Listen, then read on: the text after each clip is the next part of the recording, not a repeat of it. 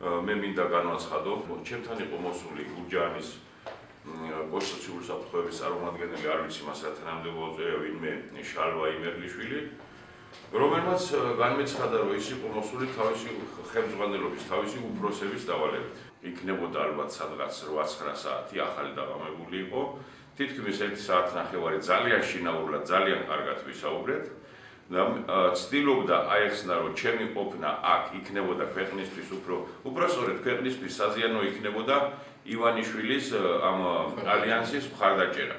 რაზედაც მე ძალიან კულტურულად, ძალიან დელიკატურად ასევე ლოგიკურადაც და ყველანაირად დავუმტკიცე, რომ სწორედ დღევანდელი ხელისუფლების ყოფნა საქართველოში არის ზიანის მომტანი და ჩვენი გამარჯვება ჩვენი ქვეყნისათვის იქნება გადარჩენის ერთ-ერთი ძირითადი გზა.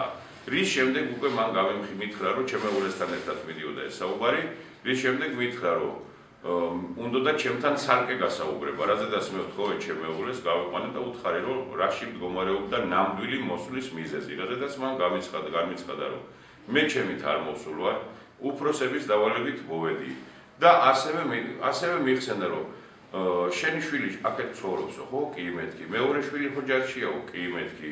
ამ საუბარს წინ უძღოდა დათო ნიკოლაშვილის ხსენება, რომ აიო თავისი მდგომარეობით რა დღეში ჩააგდო, ესეთი რაღაც კონტექსტს აკეთებ. მე მაშინვე მივხვდი, რომ რაღაც იყო, ესე იგი ფაქტობრივად ჩემი შვილის წინააღმდეგ რაღაც მუქარის მცდელობა, რაზეც მე განუცხადე, რომ და კიდევ ერთხელ ვაცხადებ.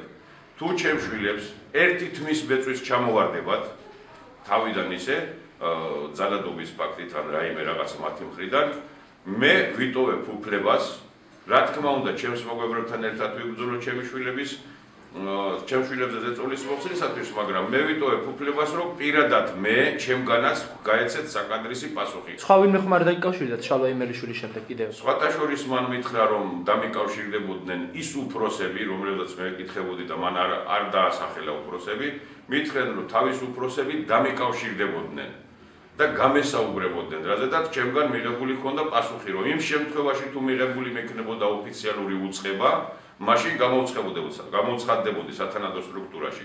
ხოლო იმ შემთხვევაში თუ ტელეფონით მოიწადინებდნენ ჩემს მიყვანას, კატეგორიული უარი განვაცხადე. მე ვაფრთხილებ კატეგორიულად ქართული ოცნების სახელით ვაფრთხილებ რაიონის ხელმძღვანელობას და მათ წარმომადგენლებს, აგზავნების სტრუქტურების წარმომადგენლებს. შეეშონ ამ საქმიანობას, ასეთ ძალადობრივ ქმედებებს, თორემ მათ დამოუკიდებელი სასამართლოს, დამოუკიდებელი პროკურატურის პირობებში მოუწევთ ძალიან მკაცრი პასუხისმგებლობა.